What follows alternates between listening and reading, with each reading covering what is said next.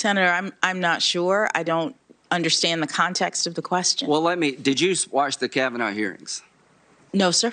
Are you familiar what happened in the Kavanaugh hearings? Generally. Senator, your time is... Well, please, Mr. Chairman.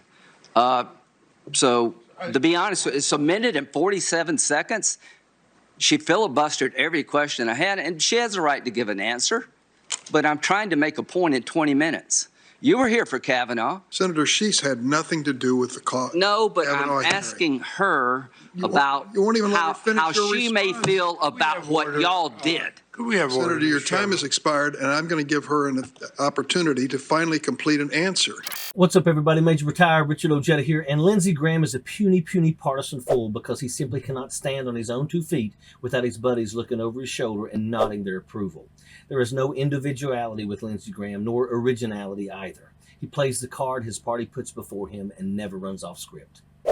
The point of judging and the guidelines is to look at what has happened in a case, compare defendants to each other in terms of what they've done, and give proportional penalties based... Mr. Chairman, this is she has said, Mr. Chairman, she does not use sentence enhancements in the area of somebody using a computer for everybody. Can I explain why, sir? I'm going to give the witness an opportunity to respond to you, Senator. Finally.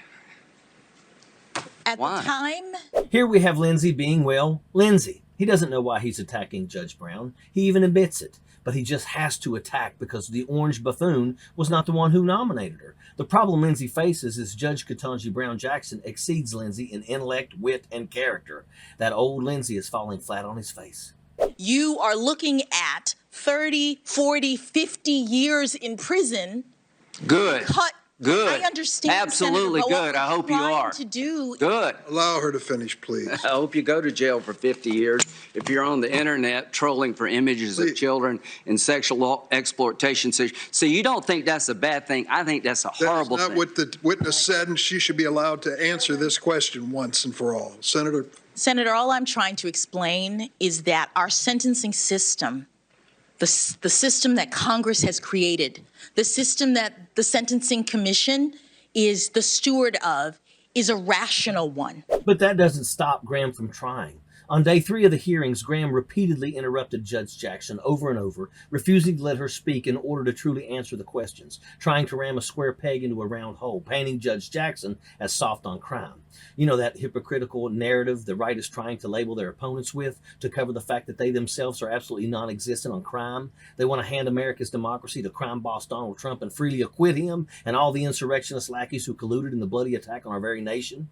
But guess what? You couldn't do it, could you, Lindsey? You couldn't pass off the accusations on your opponent, Judge Jackson, could you? And that's because actions speak for themselves, not the words of low-life people trying to force a label on them. It's the actions of the Republican Party in and around January 6th that define them as seditionist traitors. And it's in contrast, it's the actions throughout the career of Judge Jackson that qualify her as a competent Supreme Court justice, no matter how much your endless flapping lips want to alter that reality.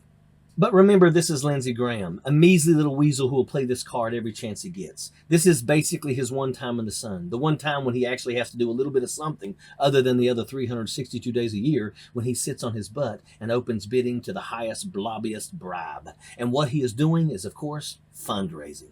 He uses this time to get his face on TV so he can pay 10-year-old kids in China $2 an hour to use this footage to edit campaign videos for him for next election cycle. He just wants to capture as many sound bites as he can to color himself some kind of deity of conservative values. And so long as he can have some anti-gay, pro-violence, pro-greed, and anti-common sense audio clips out of this deal, he'll call himself a winner because it's enough to pull the wool over the eyes of 30% of the people in South Carolina, and to cover the other 21%, he'll just call in favors for butt-kissing Trump all those years, and they'll get the South Carolina Secretary of State on the phone and beg him to find Lindsey a few 100,000 extra votes, likely exhumed from the White House plumbing system, no doubt.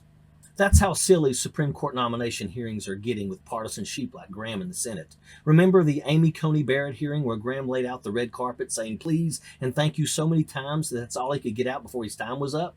He did manage to praise Barrett's religious ideology and say it wouldn't play a part in her judicial rulings. Funny. If you truly think religious beliefs should not play a part in the courts, then why ask Judge Jackson 50 million times about her faith and to rank it on a scale of 1 to 10?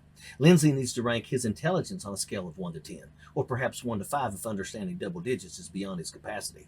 Sappers clear the way. Airborne all the way.